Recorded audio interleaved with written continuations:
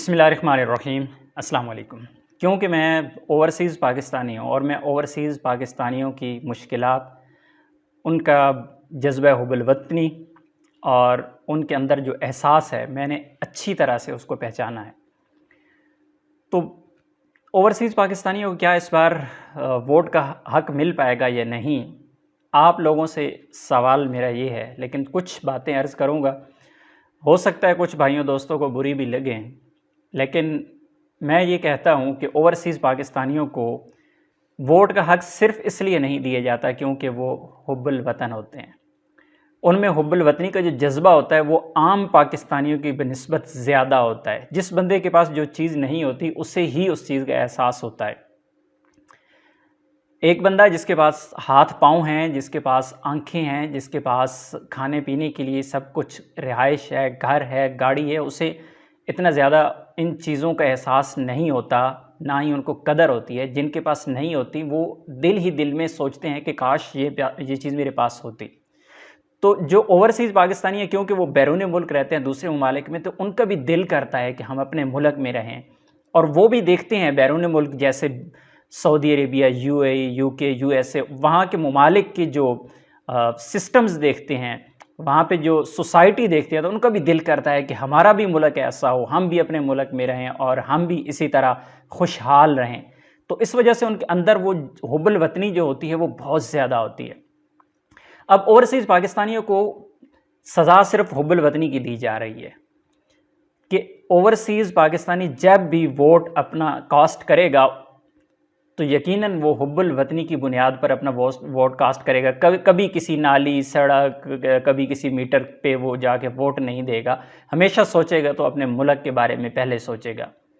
اور یہی وجہ ہے کہ آپ کے اور ہمارے جو سیاستدان یا حکمران ہیں وہ آپ کو ووٹ کا حق نہیں دیتے، کیونکہ آپ کبھی بھی کسی غلط بندے کو سلیکٹ نہیں کریں گے۔ موجودہ حکومت نے آتے ہی، نئی حکومت نے جو اعلان کیا ہے کہ ہم اوورسیز کو ان کا ووٹ کا حق دینا چاہتے ہیں، لیکن ہمیں سسٹم سے اختلاف ہے۔ سسٹم ٹھیک نہیں ہے۔ جس طرح پچھلی حکومت نے ووٹ کا حق دیا تھا اور ووٹ کا حق آن لائن ملا تھا، تو الحمدللہ ان پاکستانیوں میں میں بھی شامل ہوں جس نے آن لائن ووٹ دیا تھا پہلی بار۔ تو ابھی جو نئی حکومت ہے وہ یہ کہہ رہی ہیں کہ ہمیں سسٹم پہ اعتراض ہے۔ میرا ایک سوال ہے کہ پچھلے 30-40 سالوں سے جو لوگ حکومت میں ہیں، کسی نہ کسی طرح سے جو پارٹیاں بدل بدل کے آئی ہیں، آج وہ حکومت میں ہیں، تو وہ آج کہہ رہے ہیں کہ ہمیں سسٹم پہ اختلاف ہے۔ میرا سوال یہ ہے کہ اگر کسی نے کوئی اچھا کام اوورسیز کے لیے کر ہی دیا ہے، اگر آن لائن ان کو ووٹنگ کا حق اگر دے ہی دیا ہے، تو پھر بھی آپ کو سسٹم پہ اعتراض ہو گیا۔ آپ نے 30-40 سال گزار دیے، آپ نے کبھی اوورسیز کے بارے میں نہیں سوچا۔ بس صرف آپ کا کام یہی ہے کہ آپ نے اوورسیز کا نام کیش کرانا ہے، بس نام پہ نعرے لگا کے اور آپ نے گزارا کرنا ہے۔ تو اگر کسی نے یہ غلطی کر ہی دی ہے، اوورسیز پاکستانیوں کو ووٹ کا حق دے ہی دیا ہے، وہ سسٹم ہمیں نہیں پتہ، سسٹم غلط ہے، ٹھیک ہے، لیکن میرا سوال یہ ہے کہ پچھلے 30-40 سالوں میں آپ کو غلط سسٹم ہی دے دیتے یار، کچھ تو دے دیتے اوورسیز پاکستانیوں کو۔ آپ نے کوئی غلط ہی نہیں دیا، کوئی جس پہ الیکشن کمیشن آف پاکستان کے تحفظات ہی ہوں، اس میں ووٹنگ میں دھاندلی ہو، دھاندلی تو خیر ہوتی ہی ہے، جو جا کے پرچیاں ڈالتے ہیں وہاں پہ بھی دھاندلی ہوتی ہے۔ ہر الیکشن کے بعد یہی شور مچتا ہے کہ دھاندلی ہو گئی، دھاندلی ہو گئی۔